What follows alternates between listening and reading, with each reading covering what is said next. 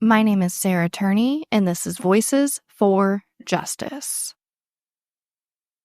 Last time on Voices for Justice, we discussed a lot, including my suspicion that my father could know more about Alissa's disappearance than I first thought, a seminar that was planned to discuss my father's possible involvement, letters between my father and the chief of police. We also touched on my father's release from prison, and so much more. I want to remind everyone that this podcast is designed to be listened to in order. So if you have not listened to the last episode or previous episodes, I highly recommend you do that, or else it won't make much sense. In this episode, we are discussing my father's release from prison, a confusing discovery I made about Alissa's case agent being reassigned, and you are going to hear the audio of an in-person meeting I had with my father. The only recorded in-person interview with my father for the past decade. When my father was released from prison in March of 2017, I was not ready. I thought he was going to be promptly arrested on charges related to Alissa upon his release. And soon you'll hear that he believed the same thing. I didn't really think through what life would be like with him being a free man. And then it happened. I was told that he would be on supervised probation for 3 years and would be monitored closely. I even spoke with his probation officer. I stressed that I believe that my father is a very dangerous man. And I feel that his probation officer took it very seriously. This probation officer would eventually move on to a different position in law enforcement, but informed me that due to his relationship he created with my father, and due to the severity of his charges, he would actually continue to be his probation officer despite this change in position. But probation or not, my father was now located about 10 miles from my home. And since we spent so many years exchanging letters, he knows exactly where I live. But at this time, I wasn't really scared for my own safety.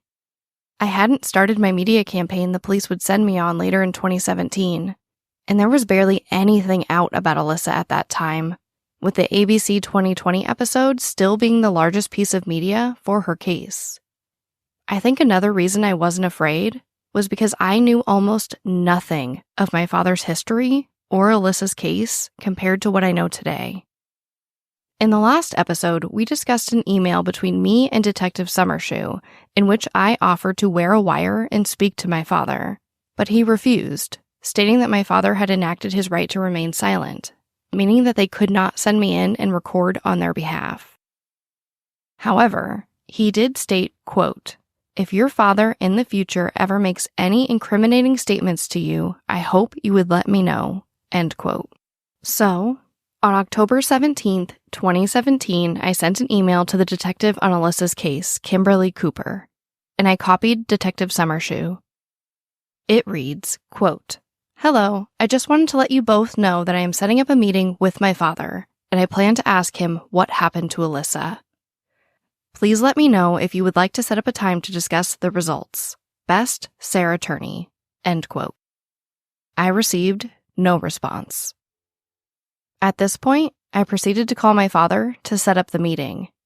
I expected this call to be brief. I would tell him that I wanted to speak with him in person, to look him in the eyes, and ask all of my questions about what happened to Alissa. But of course, that's not the way it happened at all.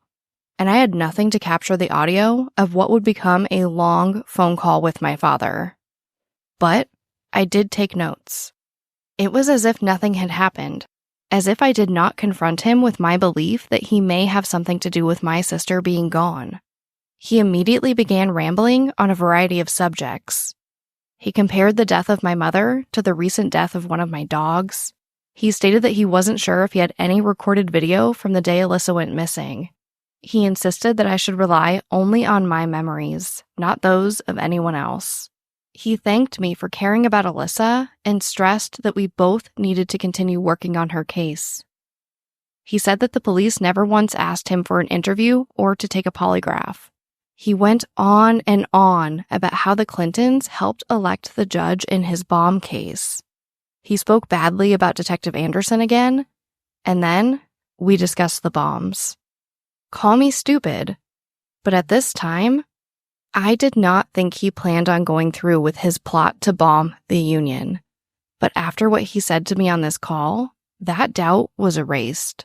I told him that the union had put up bulletproof glass and flyers with his picture on them in response to his release from prison, and that people were genuinely afraid of him.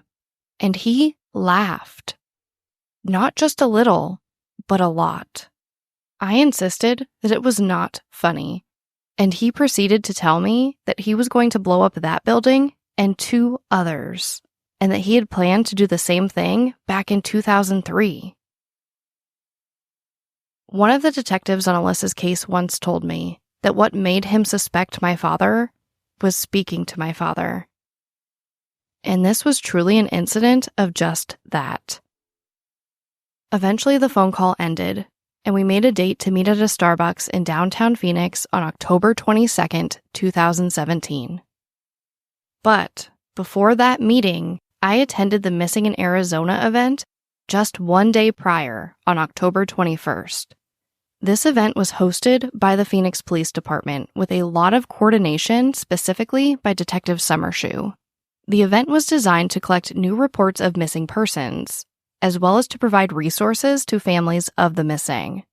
When I arrived, I was so excited to see Detective Summershoe, and he suggested that I attend a group counseling session for families of the missing scheduled for a little bit later in the event, and I agreed. As I walked around the event, I saw Detective Anderson. And again, I was so happy. Honestly, I felt like I could burst into tears. He was now working on cases involving sexual crimes online. At that time, I was working with children in foster care. So I explained to him the case of one child that ran away that I was very concerned had been sex trafficked. I also apologized for being bratty while defending my father so many years prior. He joked and asked if I still planned on suing the police department for the emotional stress of losing my dog, and we shared a good laugh. I explained that I was going to meet with my father the next day, and we began to discuss Alissa's case at length. He told me about my father's duplicate truck and proceeded to recite the details of Alissa's case from memory.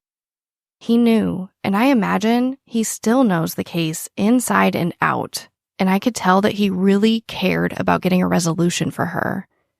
But the time had come for me to go upstairs to the family therapy group.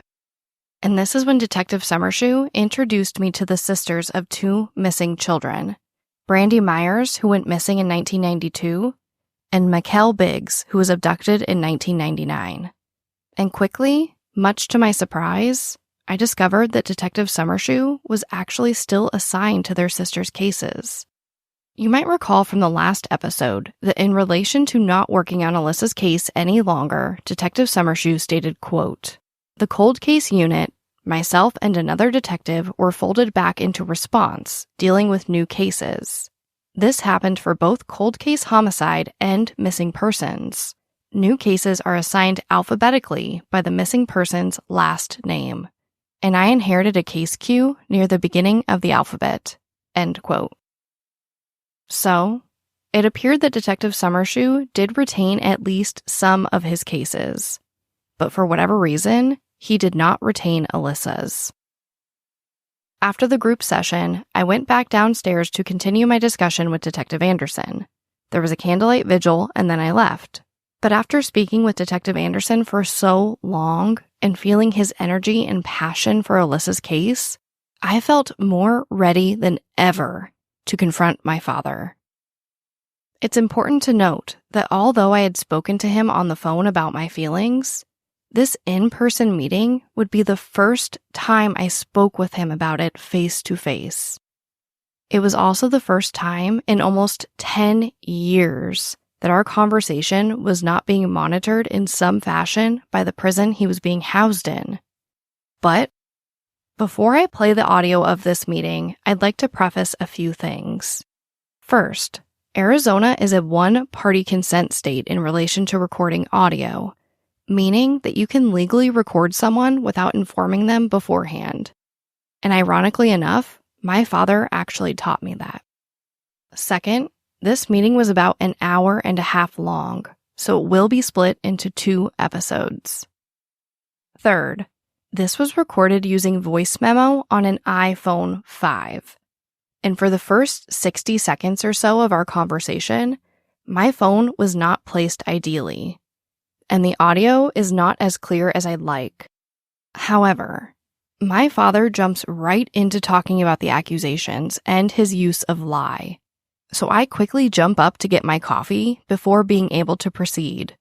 And when I get back, I readjust my phone. So after that minute or so, the audio is much better. But that being said, I still suggest using headphones while you listen to this conversation. This conversation takes place on the patio of a Starbucks in a busy part of downtown Phoenix, and we're also next to the drive-thru. So you will hear the noise of Starbucks, vehicles passing by, and my father playing with his coffee cup almost nonstop. This is real audio, grabbed from my phone in the moment. I had no idea what I ultimately wanted to do with this audio beyond giving it to the police. So again, it's not professional quality, but it's real and it's audible. And due to the content of the conversation, I believe it is one of the most vital pieces of evidence in Alissa's case. To my knowledge, he has never previously or since spoken so candidly about the case or Alissa in general. Fourth, this conversation takes place before I had ever seen Alissa's case file. So at this point, if you have listened to every episode of this podcast, you know more about Alissa's case than I do when I speak to my father on this day. And last, there are some names and medical items that I edited out. But other than those very small omissions, you will hear our conversation in full.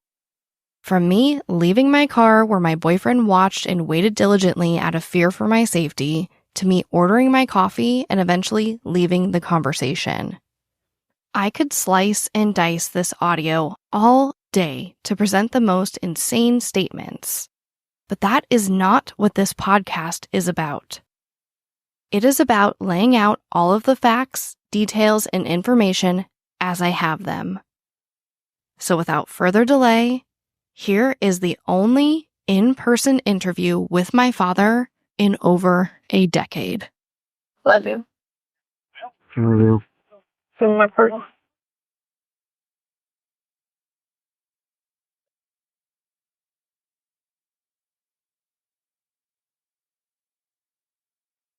You fucking please. Okay, baby. Go to the bathroom. What's the matter? Okay. And I will, baby, I promise. I will.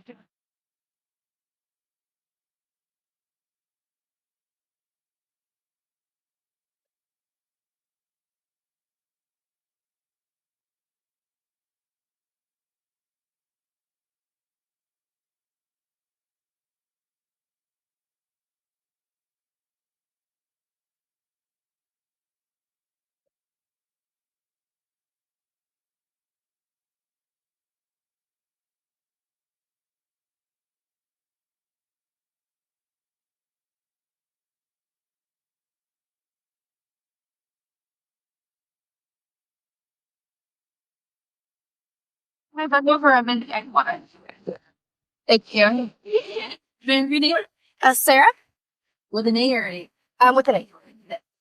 Love you, 570.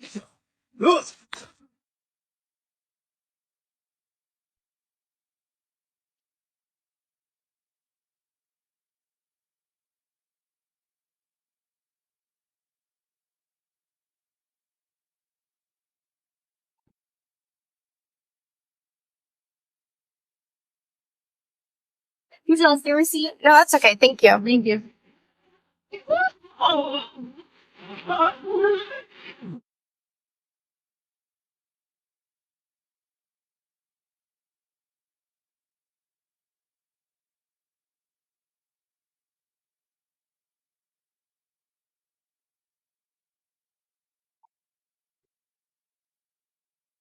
Hey. Good. How are you? Here. I just ordered my coffee.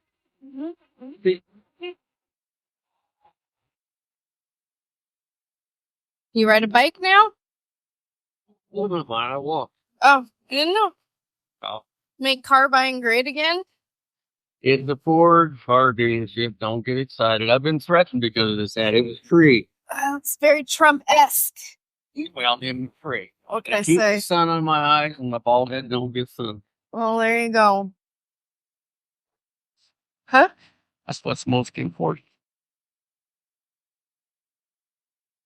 What? Nothing.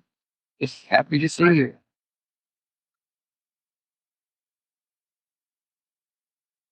I didn't want to come here today. I didn't either. I believe it. Oh, James unloaded on me yesterday, so whatever. That's what I heard. Well, I didn't hear what happened, but Mike told me that James wanted your number. He's just blocked. At least he didn't block the phone. Oh, he blocked it?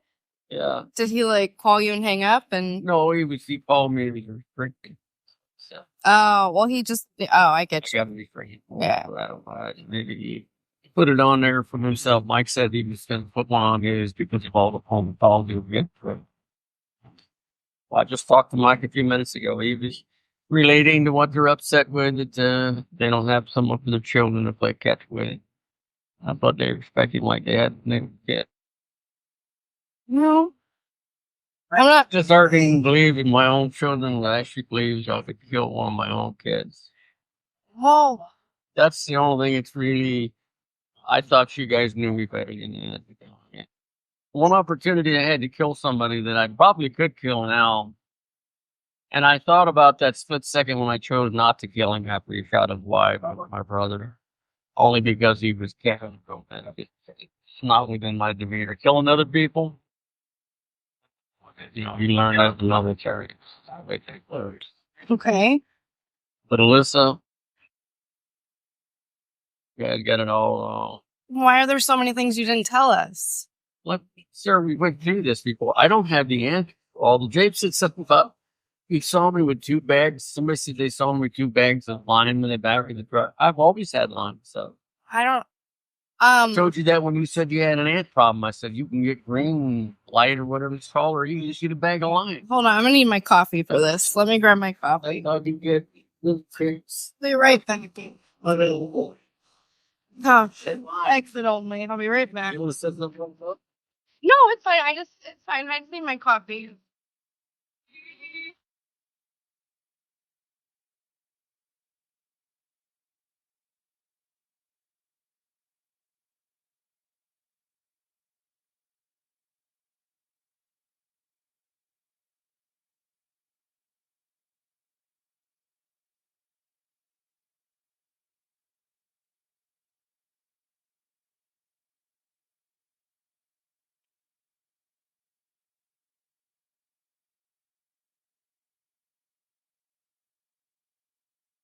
I haven't had Starbucks in a while. Good water? Yeah, the water. Sure. 25 cents. Yeah. Well, so I found out something interesting yesterday.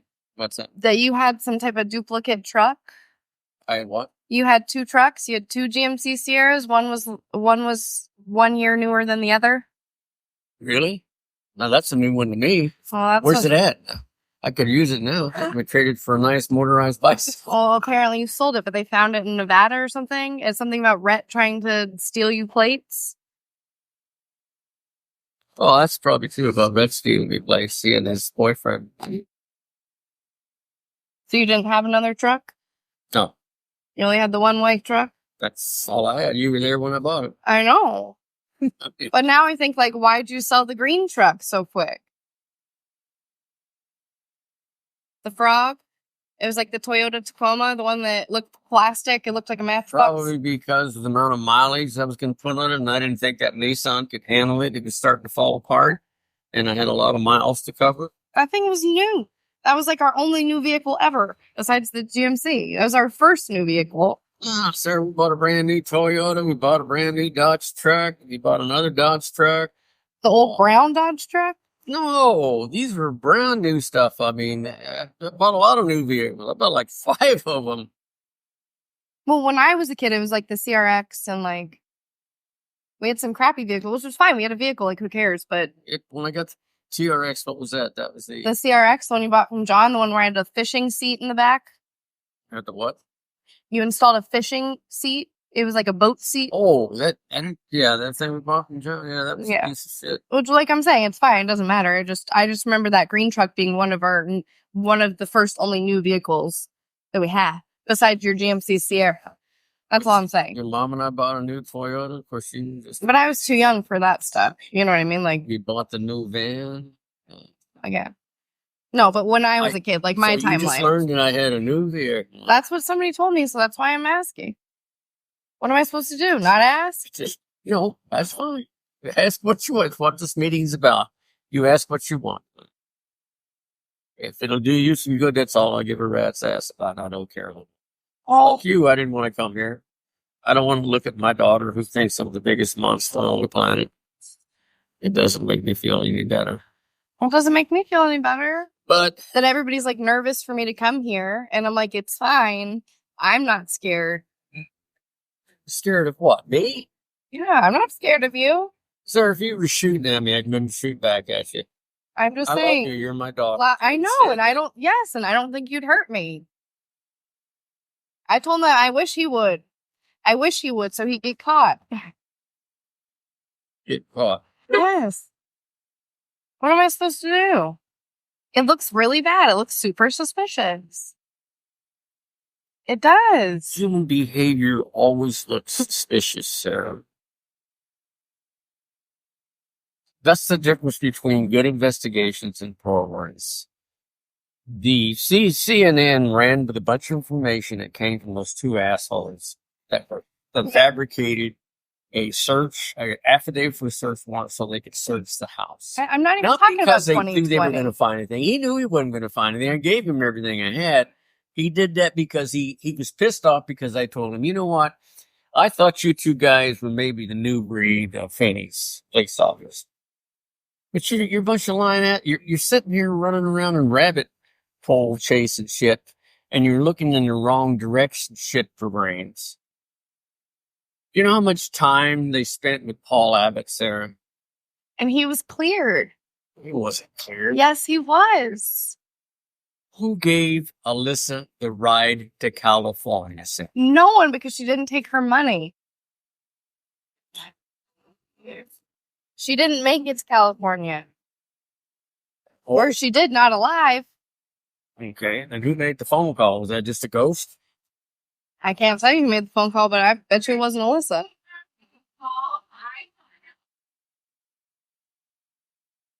You already bought all that stuff, didn't you? Dad, what am I supposed to believe? Well, I assume you look at the facts then.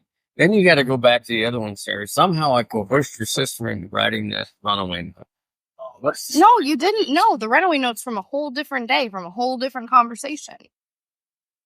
Dad, when you dropped me off at school today, I decided I really am going to run away. That wouldn't make sense if you picked her up and took her out for lunch. Why would she make that decision at school that day? Why wouldn't she make it after our argument at lunch? It doesn't make any sense. It doesn't make any sense. No, it doesn't. Do you know why I picked her up, Sarah? Do you really know why? Why? Because she was breaking up with John. She was seeing Mike. That's what one of the videos of was her making out with Mike. That's why she popped her head into John's class and said, bye, see you later. Before she left? Maybe John's lying, Sarah. Why did she give me the necklace and ask me to break up with the son of a bitch when I told her, listen, I'll stand there with you. But you need to learn to not be afraid just because he's got a bad temper or his dad threatens to shoot everybody. That's the way my damn brother is. You don't have to put up with this shit. Did you go talk to any of her friends? Of who? Her friends that she knew at school, not those other idiots, the ones that she talked to at school. Did you go talk to them? Like who? She didn't have a lot of friends at PB like Jake or like Chris Ridenauer. It was about 11 or 12 people, I think. Well, maybe it was longer than that signed her yearbook, Sarah. I got their phone up. In fact, John's the one that wrote down the list. Well, it would be lovely if I had her yearbook, but those aren't things we have anymore. Where are they? The police have them. Okay. Well, I went through and talked to them. Yeah. And the biggest thing they were upset with was how John talked down to her and said that Alissa was tired. Okay, so do you think it was Paul? Do you think it was John? Do you think it was this guy, Mike? What's your theory? Mike's dead. His mother said he died of some kind of stomach problems whenever I started looking to see if he knew what was going on. I was at the time looking for someone who gave her the ride. Okay? That was Alissa that called. Whether you guys want to believe it or not, I don't really give a shit. I know what she was. I mean, I was really tired and exhausted and may have done the stupid thing by getting up and running down to the corner thinking she was down at the corner because that's what's fixed in my mind. And then asshole shit for brains Lyle calls in the morning like he usually does about the same damn time and left a message. Therefore, star 69 is not going to work. But it might not even work anyway because it turned out to be a long distance phone call. I'm pretty sure it works long distance. You would know that. I don't know, Sarah. I don't really remember all the super details, but I do remember the call. Yeah. I don't know what are you guys looking for? Is this another one of those family things where if I confess to doing something that I didn't do, somehow that's going to resolve the family breakup? You guys fight with each other over other stuff too, not just me. It wouldn't bring the family together, but it would heal us individually, for sure. And then there'd be an end. What exactly are you looking for, Sarah? Nothing. I don't expect anything from you. Literally, Please tell me what. Just like when James, he was him on around and around and around of this and all. Like I said, wait a minute, okay. Enough is enough. What are you getting at? Just come straight forward with this, please. It's much easier than this you beating around the bush thing. I already told you what I think. Okay. But I couldn't live my life. You're getting older, and if you pass and something happens to you, whatever, I couldn't live my life knowing I didn't look you in the eye and tell you. Okay. Well, that's good. Then what you really need to do then is to make a date. Because hopefully, and I hope this is the truth, that I don't have to live through any of my children dying or anybody else disappearing. Okay. I mean, that's enough from one lifetime.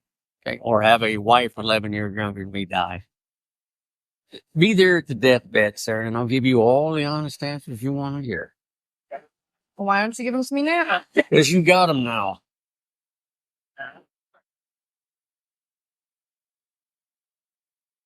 Then why are you making me this offer to go to your deathbed? I don't know, Sarah. What are you looking for?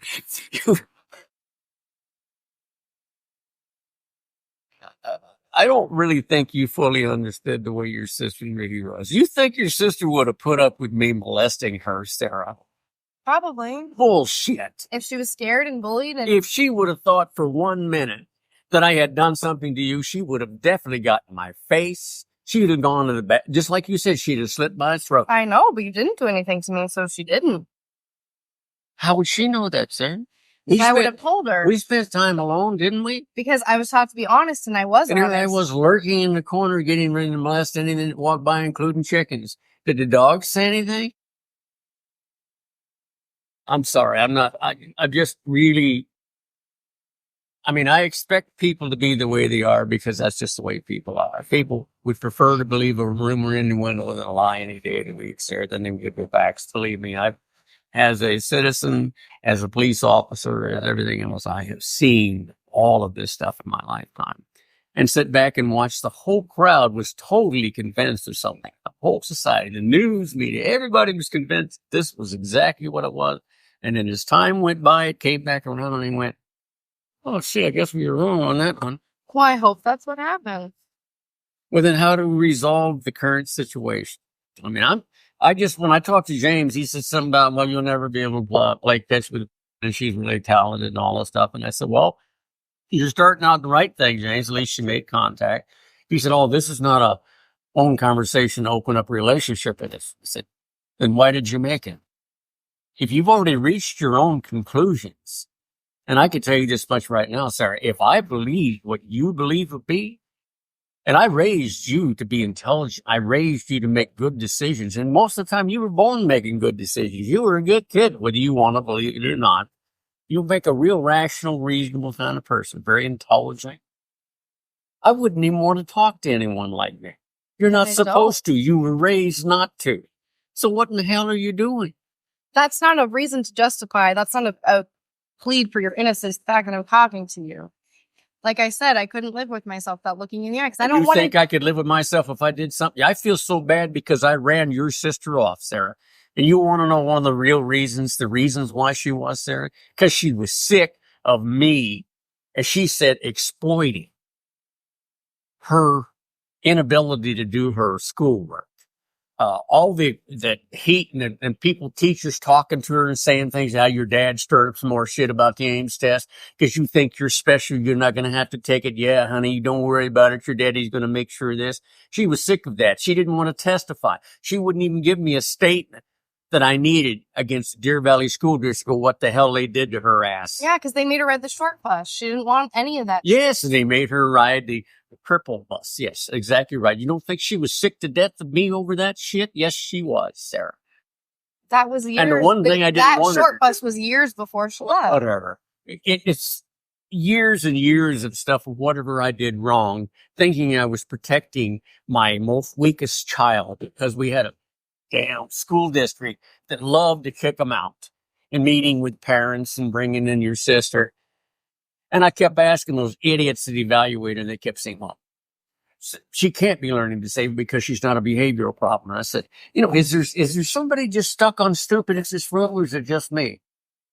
Did you people read those evaluations? Maybe you should read something other than what American doctors wrote. Okay? ADDs usually are not behavioral problems. They just have a short-term memory, an underdeveloped frontal lobe. That's what their conclusions are. Germany, France, Canada. I researched the shit out of it because I kept giving information to them. Many of the teachers took it, but the other assholes didn't. They kept saying, well, she should have been a behavioral problem. She's suppressed. She's suppressed because she's tired of people thinking that she's a Looney Tune. Well, she grew up thinking she was stupid and that she needed extra help. So how'd you expect her to grow into an adult? Well, I can't do anything about what her siblings did to her. Anyone I could have done what the siblings did to my first wife. There's nothing you can do about it. We all bully each other. Alissa did some of the stupidest things on the planet. She talked her little sister into jumping off of a house on the trampoline. She climbed the highest branch she could get. Your mother would come outside and just literally, which your mother rarely ever got excited. She thought she was going to have a coronary because That's Alissa was in the top Kids are branch. inquisitive. Kids do that kind of Peeing shit. in a cup and giving it to some other child because somebody else tells her to do that kind of shit. That went on and on. Taking all of my medication. Jesus Christ, Sarah, she took 22 halcyons. So why wasn't it locked up? You have Because 6 kids I in was the house. stupid. She was a teenager then, for Christ. What was she, 16, 17? She's in there taking him with that Mike friend. Rhett took him home. I mean, everybody keeps forgetting the damn dumb things that she kept doing over and over again. What does that have to do with anything? Then you tell me one thing. I want you to look me in the eye and tell me one thing. Give me one good reason why. And you really believe that I killed your sister. Yeah. Tell me. Why would I kill her? Keep her quiet. About what? The sexual molestation. Oh, she. And everything else. And everything else? What Yes. everything else? The overbearing, the surveillance, the contracts, the rules. The surveillance. Do you not remember me asking you to take the camera out of the vent and then you gave me the camera detector? If that was for the safety of your family because our RV got stolen, why would that end when Alissa left? It didn't end when Alissa left. Then why were you so lax with the cameras? And then I had the cameras in my room because you moved me to the mast. Because you started thinking and being paranoid, oh, I don't want you watching me all the time, Dad. And I said, fine, Sarah, you put them in your room then. Mm-hmm. Because you need to do the surveillance because the fact we have had a lot of vandalism. We have had a lot of things You're trusting a 13-year-old to do that surveillance for you? I don't know, Sarah. You mean my stupidity of trusting my daughter who I thought had more common sense than I did? You asked and I'm giving you your answers. Right. And I'm trying to give you an answer back for something that doesn't make it. You're trying to tear me apart for the simple sake of arguing. No, I need to look you in the face to get these answers. So I'm not hearing it from the news. So I'm not hearing it from detectives. I'm not hearing from Mike or John or whoever. So, Sarah, I snapped in 1993. I was never the same after that. I know Everybody this. knows We don't need to go back that far. Well, we do. We need to go back as far as you possibly want to go back because the fact that one of the few people that really understood that I was having problems, that's why she would drive you someplace. Wow. even though she didn't have a driver's license, because Alissa from time to time would see me sitting there, literally staring at the walls, watching the movie that I've watched 15 times in a row, and drooling, and she would feel sorry for me. She'd come up and give me a hug and say, "Dad, I'm really sorry you're feeling bad." Okay, nobody else was doing that. Did I not do the same thing when I got older? To an age where I could recognize that and bring you your meals in bed? Did I not do that? You brought me meals in bed? Yes. I don't remember that. Okay, cool. I remember being sick. I probably been sick sometimes because I was getting sick a lot, but I don't remember meals getting brought in bed. Because you'd always leave your stuff in the microwave until I'd come bring you. Because most of the time I got up and cooked the meals. You know, usually we had chicken and fish. That was the only two things I cooked. Most of them all of the hamburger. But I don't like American hamburgers. It's got too much junk in it. I don't know, sir. I don't have an answer for all the issues in it, but you know, I just maybe time will heal it, maybe it won't heal it. I don't know. What I am glad though is that all of my children seem to be successful.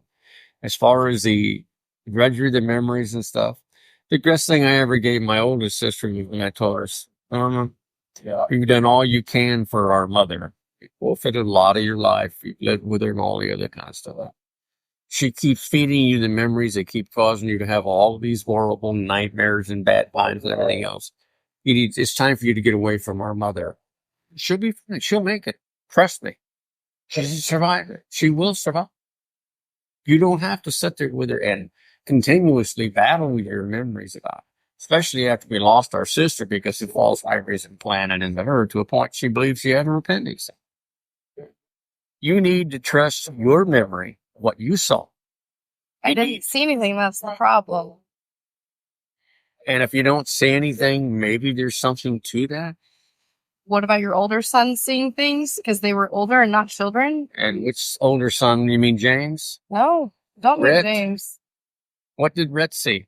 Rhett didn't see anything. He was so screwed up on drugs. How about Mike? How about Mike? What's his excuse?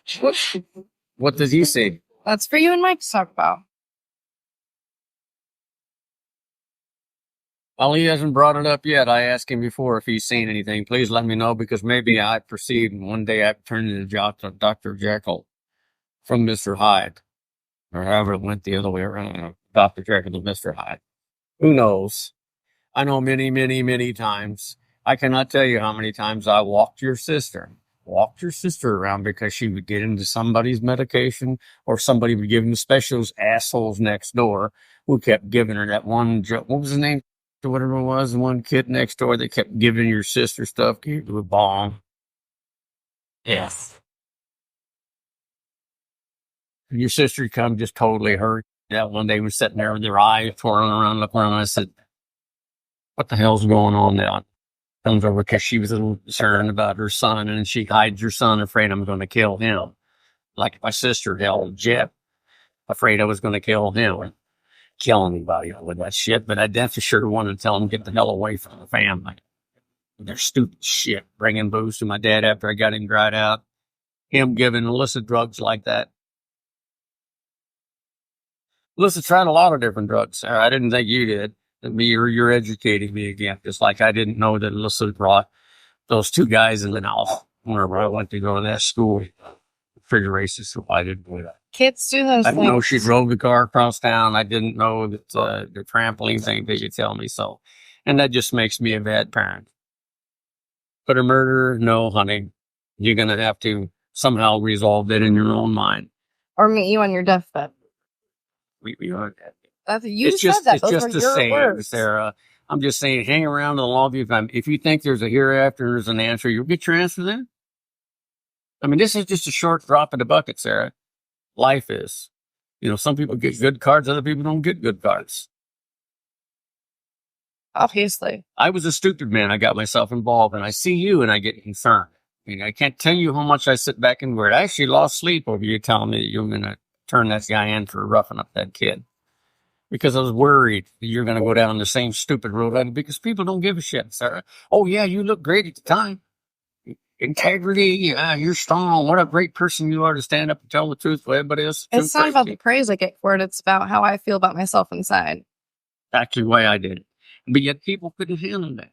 My wife. Well, then hopefully I take those good parts of you. I'm not saying that every single time was bad and that you were a terrible, terrible parent, because there were a lot of good times. We had a lot of fun. You taught me a lot of good traits. You and I, That's Alyssa, why it's spent so confusing. a lot of time together alone. And,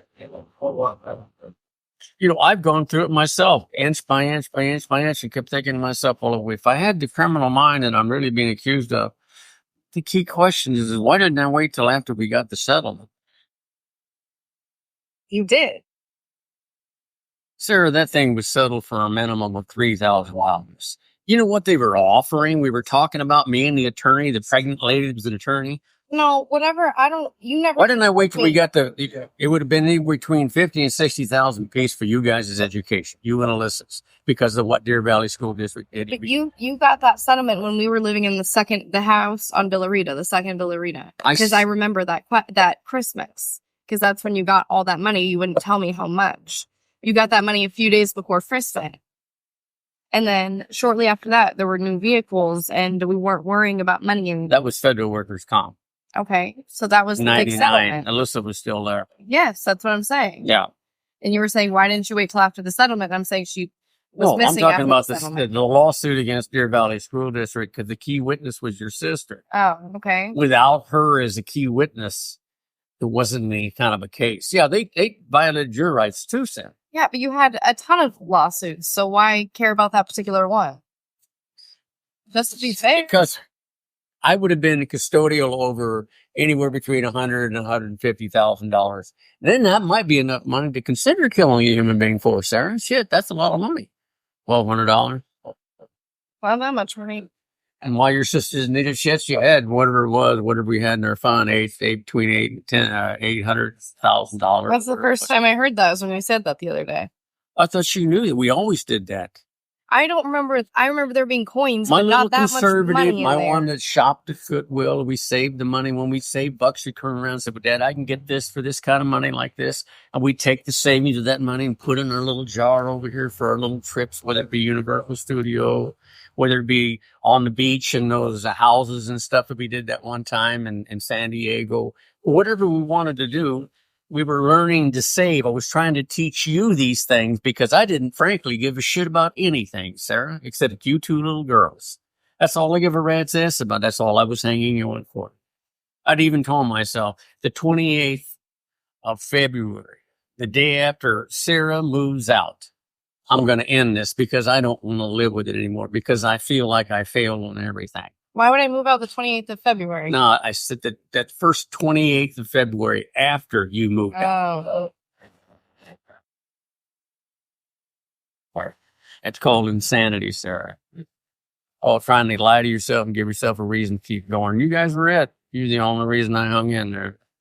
And when that guy showed up at the house, when other things started going, I wrote letters. I went down and saw the people from the International, from the IBW, Sarah, and said, listen, I'm all screwed up. You guys have done a lot to me. We've done a lot back and forth. Can we just call this off? This came after that guy tried to break in the house. I don't know who he was. Okay, we don't know. But I tried to say, listen, can we just call this shit off? And you know what they told me, Sarah? You know what that son of a bitch stood across the table and told me? He says, you made your bed, now you live in it. So where's that recording? Phoenix PD had.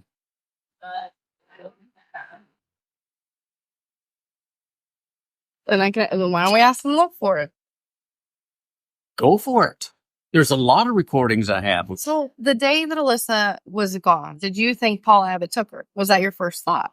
My first thought was Paul Abbott was the one that convinced her to run away. So when you reported her missing, why didn't you say there's a male but over 18 that has taken her? You knew that would have triggered something different than my 17-year-old daughter left to know. I think she went to California to be with her aunts. I didn't know about Paul Abbott at that time. You just said that was your first thought.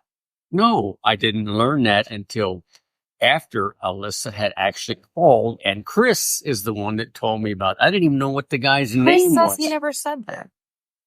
Chris said he never said that. Yes. Did you get a copy of the letter that he wrote? No. About the guy that was seeing Alissa? No, I have to piece it together because I don't have anything because they took everything. Okay. So these aren't things I have Did they access finally to. get the And it's not original a note theory that I've Alyssa had wrote? since the beginning. Yes, they have it. I don't have it. I have a copy.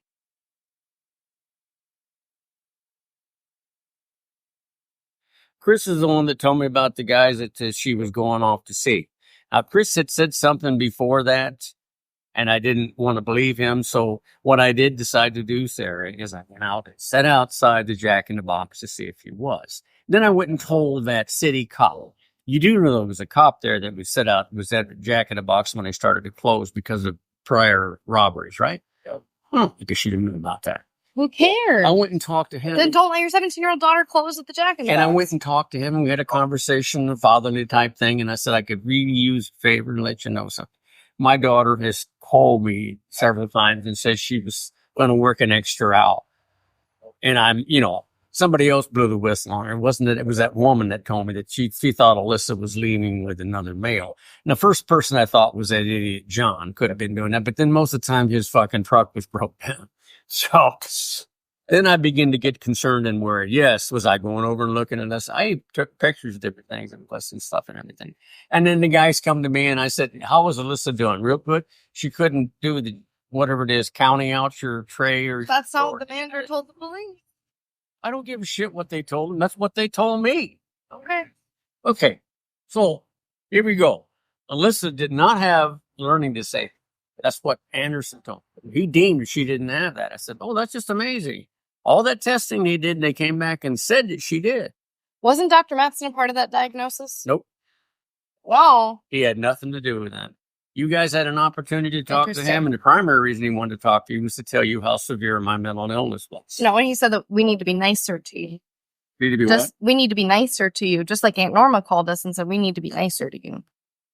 That we're not being good to you, and we need to be nicer to you. I was probably 9. Oh, man. No, I don't know. I wasn't there when I remember you that. guys had your private conversations with him. You didn't reveal to me what he said. I asked you. Yeah, because you and Dr. Mattson had a totally professional relationship, right? Come on. Oh, what, you think we had some kind of a gay thing? No, I think you guys were friends, and I think that he blurred the lines as psychiatrist, and he wasn't really helping you like he should have been. You didn't know Mattson very well. I think he was a wonderful guy. He was a great guy. I remember him being amazing. He was a good doctor for about 9 years, and then he went to shit when he started getting to him and bothering him. Is good. Is he still alive, by the way, or did he die? He's on Facebook. I tried to friend him. He won't friend me back, so I don't know. Last I heard, he was still alive. But, yeah, I'm just saying that you weren't actually getting the care you needed because he wasn't. No, the one that didn't. He wasn't a take good care of me, legitimate Sarah, doctor. Neither was Harrington. Harrington was probably doped out of her mind, half listening to you. When I'd go talk to Harrington and tell her I was having a bad day and this and that, she would double the dose of whatever I was taking. And then, of course, I made a deal with her, and I'm not really proud of that either. I was giving her whatever I didn't use in pain medication, Oxycontin, and I've been giving it back to her. I believe it. Just because she had a chronic pain situation. So how can you, you had no legitimate care? You think I had it in prison? No, of course you didn't have it in prison. So I took it on my own. I said, the hell with the law. I'm not taking it anymore. Okay, but you haven't, you haven't ever had that. The minimum dose right now of, because the court says I have to. And I can't get counseling started too well. I'm working on it. It's just going to take a while. They tried to test me the first time. My brain's pretty well scattered. They said we're going to have to drop back and hunt and try it again.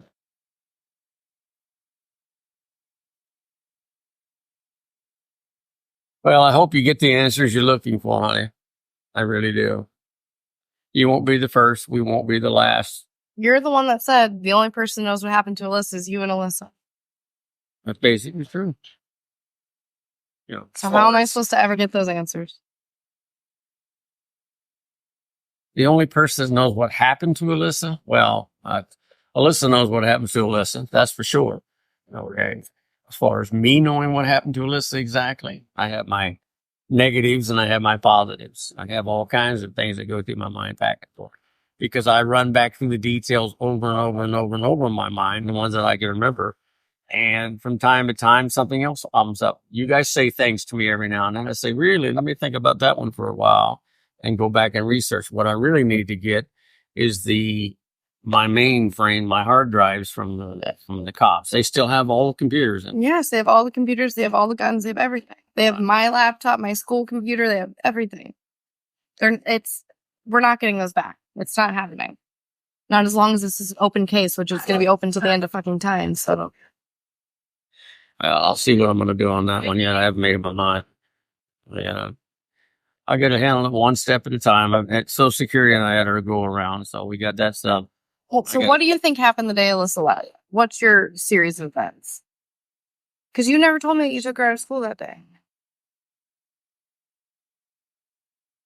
Next time on Voices for Justice.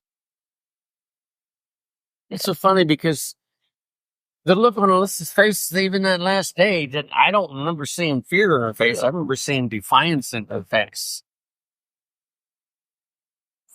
Well, you look very determined.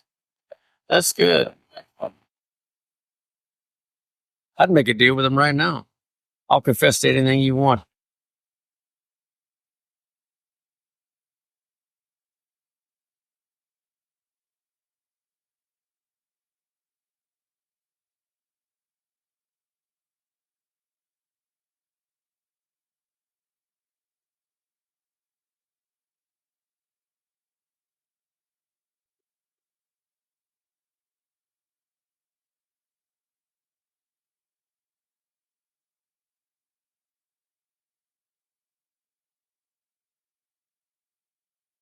Hi, Sarah. This is Courtney. I'm in Lexington, Kentucky. I heard about your podcast through TikTok and went to the podcast and immediately went to listen to it and binge the entire thing, in under a week. I have a question for you. I am a blogger and I try to use, I don't really like the term influencer, but I guess that's kind of accurate. I just know it has a negative connotation to it. But I try to use my influence not just for blogging purposes, but also to share about, community things going on and ways people can help. So I just wanted to share a little bit about Alissa's story, and I just wondered what you think the best way to share information about her is, whether it's to share specific podcast episodes or to tag you in some social media or share things on Facebook, that kind of thing. So just wondered what your take on the best way to share information about her is. I just wanted to say that I love what you're doing for your sister. I saw that you commented that your dad is out and free. So, just wanted to say that I'm praying for your safety right now also. And also just hope that you eventually get some closure and find out the official 100% truth about what happened to your sister. Thank you. Hey, Courtney, and everyone that came from TikTok. Oh my goodness. I started a TikTok. It's under Sarah E. Turney. If you have not seen it yet, it's full of a bunch of kind of dark humor videos, if you will, trying to spread the word about Alissa. But my goodness, I did not expect so many people to start listening to the podcast because of it. So before I answer your question, Courtney, I just wanted to say thank you to everyone who is listening because of TikTok. It truly is a very cool medium that I never expected to bring so many people to Alissa's case. Courtney, to answer your question, one of the coolest things about having so many different creators tell Alissa's story is hearing their adaptation of it, hearing them retell it in their own words and emphasizing what they feel to be important. So I really pride myself on not trying to steer anyone in a direction about Alissa's story. So, if you want to put together a story about Alissa, please feel free to research whatever resources you feel relevant. Of course, this podcast is based so much on Alissa's case file. I mean, you've heard me read reports word for word over and over again, just to that effect, because I want it to be as truthful and accurate to the case file as humanly possible. So of course, yes, I think that this is a great resource for anyone to use for resources going forward. However, there's amazing podcasts out there and amazing resources. So feel free to use whatever you feel relevant and tell her story how you feel is effective. Like I said, that's one of the coolest things about it. And in terms of helping Alissa, it's very much just sharing her story. Until there is some type of legitimate conclusion to Alissa's case or some type of legitimate closure, I will be on this mission to get media that the police sent me on in 2017. I cannot stop until there's some type of resolution for her. So with all that being said, use the resources that you feel appropriate and share whatever resources you find tell Alissa's story best. It doesn't have to be my podcast. It doesn't have to be anything I've done. Feel free to share any resource that you feel is appropriate. And last, thank you, Courtney, for wanting to feature Alissa's story. Although it does seem so large, there are still so many people that don't know her story or know her name. And every day, new people are brought to the podcast and her story. And that's exactly how we're going to get justice for Alissa. Voices for Justice is hosted, produced, and edited by me, Sarah Turney. If you want to learn more about Alissa's story and how you can help with the case, visit justiceforalissa.com. And if you love the show, it would really help if you gave me a rating and review in your podcast player. Thank you so much, and I'll talk to you next time.